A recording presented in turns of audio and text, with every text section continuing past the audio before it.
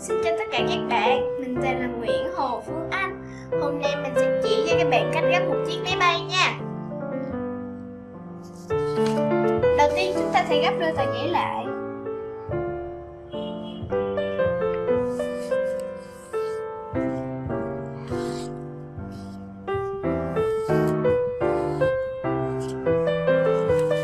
Các bạn mở ra và dùng phần này gấp vào ngay giữa, gấp chéo như thế này cho đến cuối tờ giấy này luôn.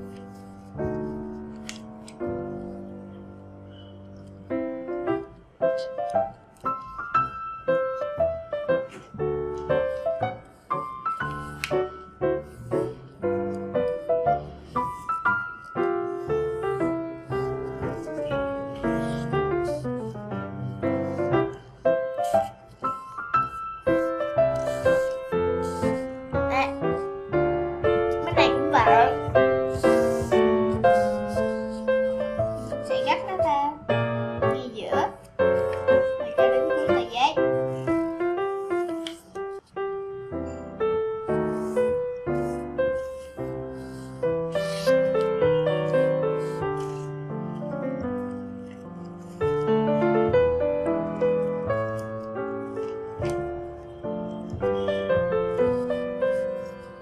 Bây giờ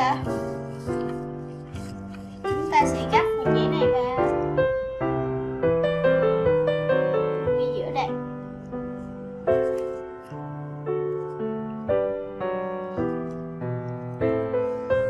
Và vuốt nó xuống. Bên này cũng vậy.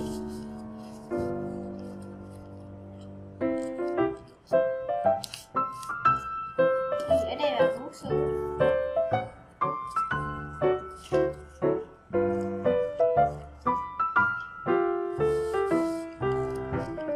Bây giờ từ phần ngoài sẽ gấp vào giữa.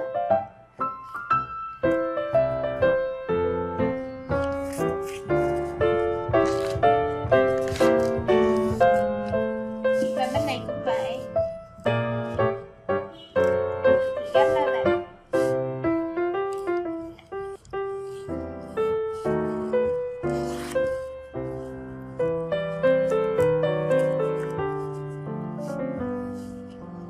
Bây giờ ở phần này đây, mình sẽ cắt cho nó sát ở cái giấy phần bên trong nhé, đừng có để lộ phần giấy ra, và gấp nó sát cho đến nó ngoài luôn.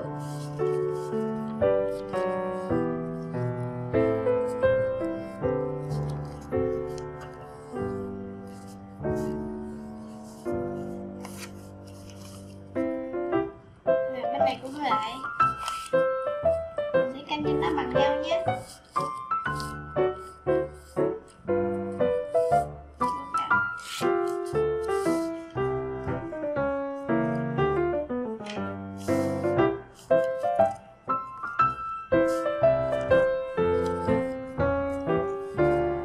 Rồi bây giờ mình sẽ gấp phần này xuống.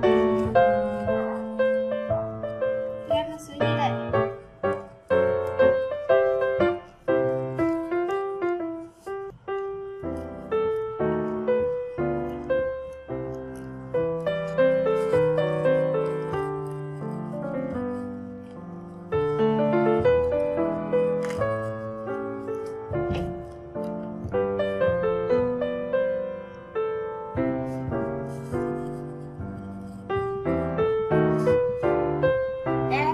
Và bây giờ mình sẽ gấp nó lên, gấp lên trên và gấp đôi tờ giấy lại.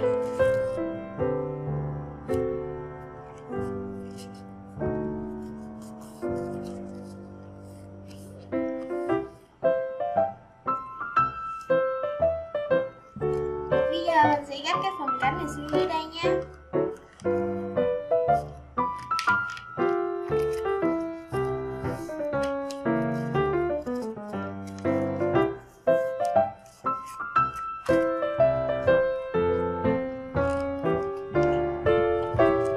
Và bên này cũng vậy. Sẽ gấp cho nó bằng nhau.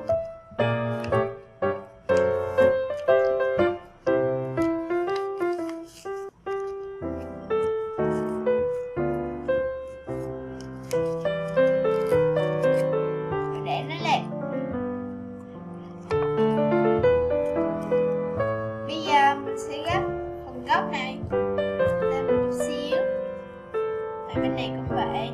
Đéo lên rồi chút xíu. Vậy là sao?